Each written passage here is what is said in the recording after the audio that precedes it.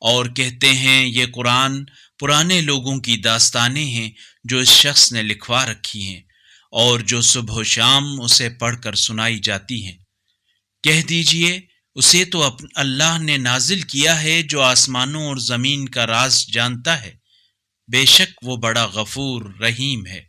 اور وہ کہتے ہیں یہ کیسا رسول ہے جو کھانا کھاتا ہے اور بازاروں میں چلتا پھرتا ہے، اس پر کوئی فرشتہ کیوں نازل نہیں ہوتا تاکہ اس کے ساتھ تنبیہ کر دیا کرے، یا اس کے لیے کوئی خزانہ نازل کر دیا جاتا، یا اس کا کوئی باغ ہوتا جس سے وہ کھا لیا کرتا۔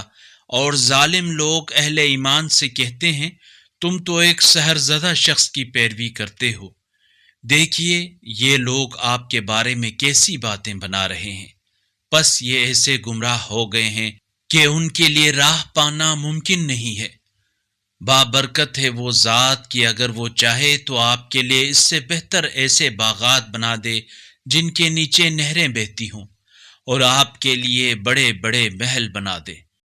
اگر اس قرآنی کلپ نے آپ کے دل کو چھو لیا ہے تو براہ کرم چینل کو سبسکرائب کر لیجئے اور بیل آئیکن کو دبا دیجئے۔